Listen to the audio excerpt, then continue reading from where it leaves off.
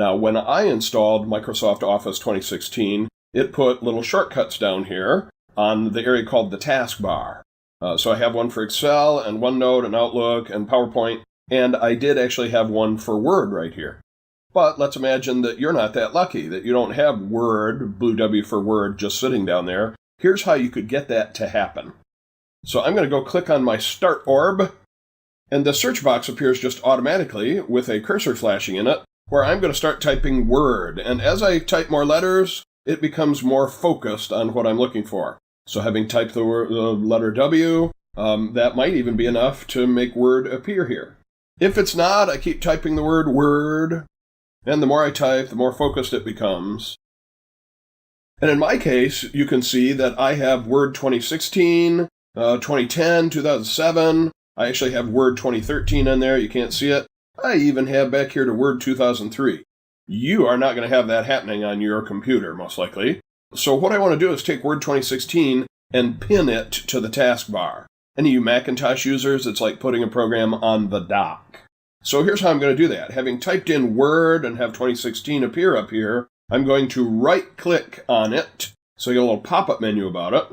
And in the pop-up menu, I can choose, left-click, Pin to Taskbar. And so that way, I have it down here on the taskbar all the time, and the next time I need to start Microsoft Word, I just go click on it, instead of having to go back down here and search for Word and find the one that I want and click on it. So now that I have it down on the taskbar, I point at it, I click on it one time, it launches.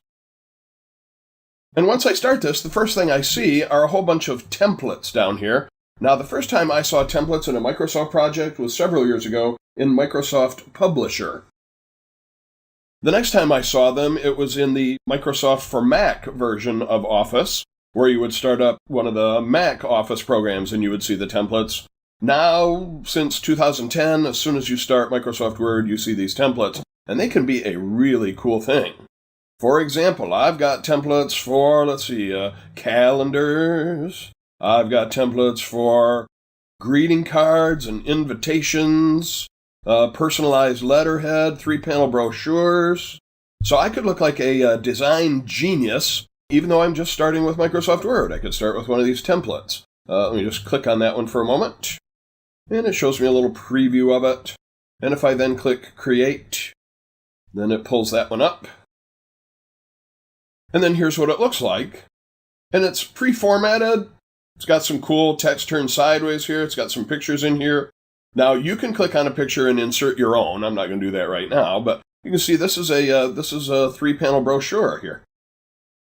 Now, I'm not quite ready for you to do that, but I just want you to see that you could look like a design genius by starting with one of those templates. I'm going to close that one instead. And then I'm not going to save it, and since it's the last document that I have open, that actually closes Word. So now that I have it down on my taskbar, I just point at it again, I click on it once. And this time I just want to start a blank document. So I'm going to click on Blank Document, and here it comes. Why don't you do that much? Put our video on pause. Go start Word. If you don't have Word down on your taskbar, do that thing I did. I clicked on the Start button, I searched for Word. When I found it, I right-clicked on it, and on the pop-up menu, I told it to pin it to the taskbar. So please do that. And then once Word has started, click on the template for Blank Document, and your screen will look like mine. So put the video on pause right now and catch up with me there. Start Word with a blank document, please. All right, let's rock. So the first thing on our agenda to talk about is kind of the layout of things here called the interface. That's kind of an odd word, interface. An interface is where two systems come together. In this case, it's called the user interface, where Microsoft Word is interacting with you, the user. So I'm going to work my way from top to bottom here in some of the automatic things that are set up in the interface.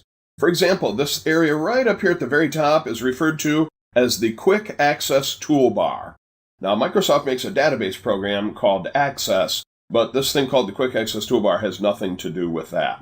So the Quick Access Toolbar is a place where I can put buttons that I use a lot.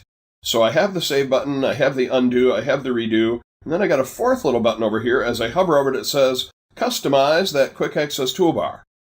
I'm going to click on that right now. And I see a list of things that I could quickly add to that quick access toolbar. Some of them are checkmarked, namely the save button, the undo, and the redo button. That's the 3 that are up there right now. I would like to introduce this thing, touch mouse mode. Now, Microsoft knows that one of the waves of the future is miniaturization. So a lot of people won't be working on a big desktop computer. Maybe they won't even be working on just a regular old laptop computer. Maybe they're working on one of those nice new small tablet computers, like the Microsoft Surface computer.